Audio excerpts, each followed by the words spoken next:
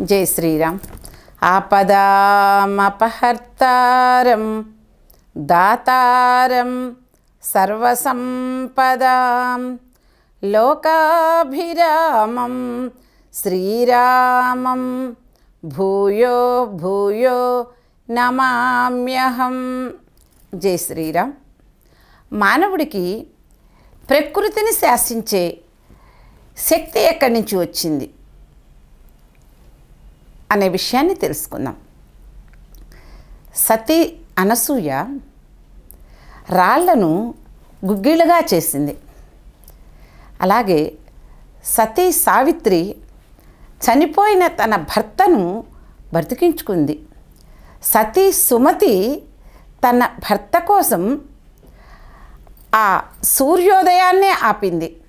అలాగే గోదాదేవి ఆమె వర్షదేవుణ్ణి ప్రార్థించి, హే పర్జన్యదేవ, నేను చెప్పిన ప్రకారం నువ్వు వర్షించయ్యా, ఆజిమజై కన్నా ఒన్రు నీ కై కరవేల్ ఆజియుల్ పుక్కు ముగందు కొడువార్తేరి అంటూ వర్షదేవుణ్ణి ఈ విధంగా వర్షించాలయ్యా వర్షాన్ని నీవు అని ఆమె వర్షదేవుణ్ణి ఆజ్ఞాపించింది.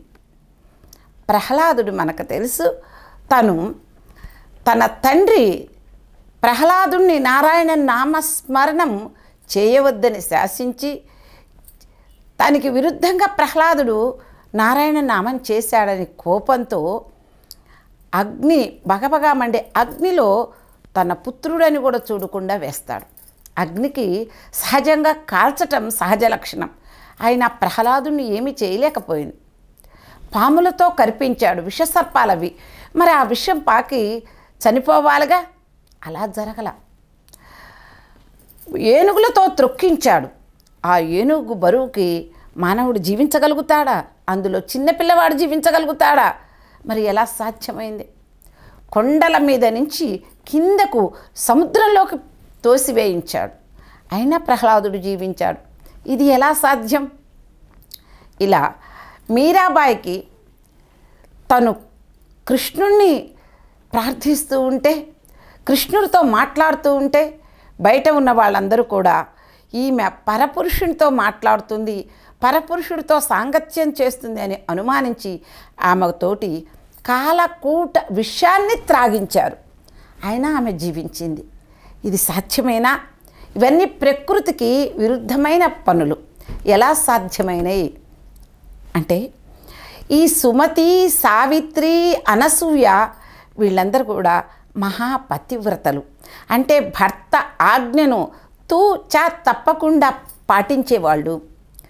ఈ ప్రహ్లాదుడు, మీరాబాయి వీళ్ళందరూ కూడా భగవతోత్తములు. సదా సర్వకాల సర్వావస్థల యందు ఆ భగవంతుణ్ణి స్మరిస్తూ భగవన్నామాన్ని ఉచ్చరించి లౌకిక భోగాల్ని తృణప్రాయంగా తలచి సర్వం భగవతార్పణ బుద్ధితో జీవించారు.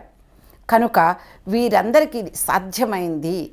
భగవద్భక్తికి ఇంత శక్తి ఎలా వచ్చిందయ్యా అంటే, భగవంతుడు ఈ జగతంతా సృష్టించాడు, ప్రకృతి సృష్టించాడు, ప్రకృతిని శాసిస్తాడు.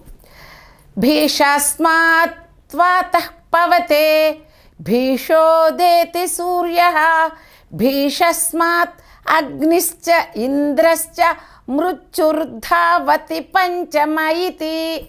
సూర్యుణ్ణి, చంద్రుణ్ణి, వాయువుని, వర్షాన్ని, ఆఖరికి ఆ యముణ్ణి కూడా శాసించే శక్తి భగవంతుడికి ఉంది. భగవంతుడు ప్రకృతిని ఎలా శాసించగలడో భగవద్భక్తులైన భాగవతోత్తములు భగవంతుణ్ణే శాసిస్తారు. అందుకని భగవంతుణ్ణి శాసించడమే కాదు, భగవంతుడిలాగా ప్రకృతిని కూడా శాసించే శక్తి భాగవతోత్తములకి లభించింది. జై శ్రీరామ్.